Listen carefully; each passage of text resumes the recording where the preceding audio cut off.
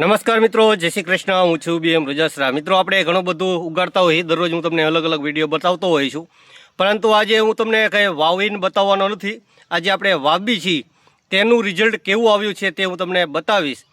તો તમને અમારા વિડીયો પસંદ આવતા હોય શાકભાજી ઉગાડવાના ઘરે જ 100% ઓર્ગેનિક, તો અમારો વિડીયો પૂરો જરૂર જોઈજો. તમે વિડીયોને પસંદ આવે તો લાઇક કરજો અને શેર પણ જરૂર કરજો.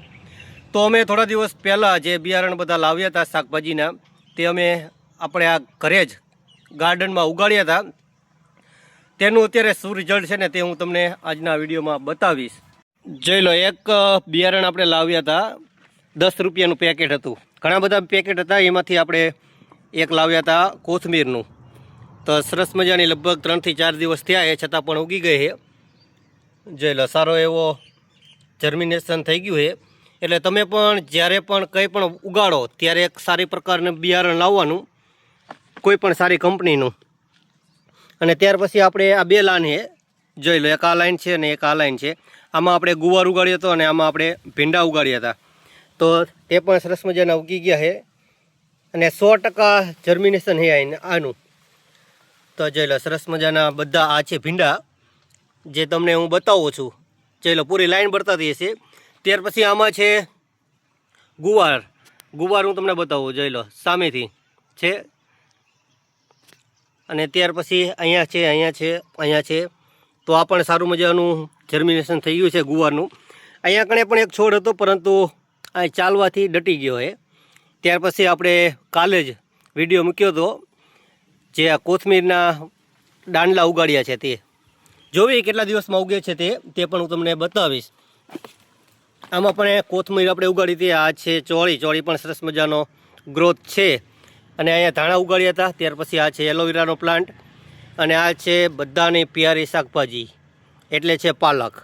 પાલક પણ સારો એવો થઈ રહ્યો છે. ત્યાર પછી આપણે આ રીંગણી એક એમ જ ઉગાડી હતી, ખાલી ધરું કરીને, તો પણ 100% જર્મિનેશન છે. તો તમે જ્યારે પણ વાવો ત્યારે સારી કંપનીનું બિયારણ લાવવું હંમેશા. ત્યાર પછી આ બધી છે ચોળી. અને આ છે ભીંડો, જે અહીંયા કણે બી વેરાઈ ગયા હતા ને, તે આપણે આમાં નાખી દીધા છે. ત્યાર પછી આપણે આ ઉગાડી છે દૂધી. દૂધી પણ 100% જર્મિનેશન થઈ ગયું છે, સારું એવું. તે પણ તમે જોઈ રહ્યા છો. 2 વસ્તુ ફેલ થઈ ગઈ છે, એ છે આ ગુલાબ. આ આપણે ખર્ચો કરી અને રોપ લાવ્યા હતા, છતાં પણ બરી ગયા છે. અને જે આપણે એકદમ ફ્રીમાં ઉગાડ્યું ને એ બધું થઈ ગયું છે. અને ત્યાર પછી બતાવું તમને, સામે રીંગણી છે. તો આપણી રીંગણીના પ્લાન્ટ પણ એકદમ સરસ મજાના હેલ્ધી છે, જે અત્યારે તમે જોઈ રહ્યા છો. જોઈ લો, આ બધા રીંગણીના પ્લાન્ટ છે, તે પણ સારા એવા લાગી ગયા છે જમીનમાં. અને હવે થોડા દિવસમાં વરસાદ આવશે. આજથી તો વાતાવરણ ચાલુ થઈ ગયું છે. જોઈ લો, સરસ મજાના વાદળ પણ થઈ ગયા છે. જોઈ કેટલા દિવસમાં વરસાદ આવશે.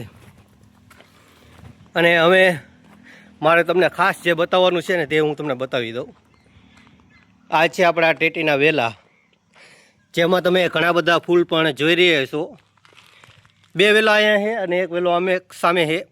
અને 2 વેલા કે 3 વેલા તો અમારે વરસાદ આવ્યા ને ત્યારે જ બરી ગયા હતા. તો જોઈ લો, સરસ મજાના ફૂલ પણ આવી ગયા છે.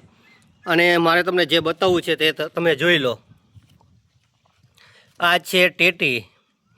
તો આ વેલામાં પહેલી વાર ટેટી પણ આવી ગઈ છે. એકદમ નાની છે, પરંતુ સરસ છે, કારણ કે આપણે જાતે આમાં ઉગાડી છે એટલા માટે. તો આમાં આપણે કોઈ જ મહેનત નથી કરી પાછી. આપણે આમાં ખાલી બિયારણ નાખ્યું છે, ત્યાર પછી પાણી આપ્યું છે ટાઈમે. અને સૂર્યપ્રકાશ તો ઓટોમેટિક અહીંયા કણે ખુલ્લામાં મળી જ રહે. તો સરસ મજાનો અત્યારે તમે વેલાનો ગ્રોથ પણ જોઈ રહ્યા છો. અને પ્લાન્ટ તમે જોઈ લો, 100% ઓર્ગેનિક છે, કોઈ દવા જ છાંટી નથી, છતાં પણ એકદમ પ્લાન્ટ હેલ્ધી છે. અને ફૂલ પણ સારા આવી ગયા છે. તો મિત્રો, તમે પણ તમારા ઘરે 100% ઓર્ગેનિક અને કોઈ પણ લાંબો ખર્ચો કર્યા વગર એકદમ 10 કે 20 રૂપિયાનો ખર્ચો કરીને સારું એવું શાકભાજી ઉગાડી શકો છો. એ પણ આપણી સામે જ. બાકી બજારમાં અત્યારે કેટલા કેમિકલવાળા શાકભાજી મળે છે તે તમે અને હું બંને જાણવી છીએ. તો ટ્રાય કરજો. અમુક વસ્તુ નહીં થાય, અમુક વસ્તુ થશે. તો આપણે ટ્રાય કરતું રહેવાનું. લગભગ તો 100% અત્યારે અમે ચોમાસું આવી રહ્યું છે ને, તો 100% જર્મિનેશન થશે જ. બાકી અમારા વિડીયો પણ તમે જોતા રહીજો, જેમાં અમે તમને માહિતી આપતા રહીશું કે કેવી રીતના ઉગાડવાની શાકભાજી. રોગ આવ્યો હોય તો શું છાંટવાનું, ખાતર શું આપવાનું, જેની સંપૂર્ણ માહિતી આપણે આપતા હોઈએ છીએ. બાકી તમને અમારો વિડીયો પસંદ આવે તો વિડીયોને લાઇક કરજો, શેર કરજો. અને હવે વાતાવરણ પણ આજથી તો ઘણું બધું વાદળછાયું વાતાવરણ થઈ ગયું છે, એટલે હવે ચોમાસું લગભગ નજીક હશે.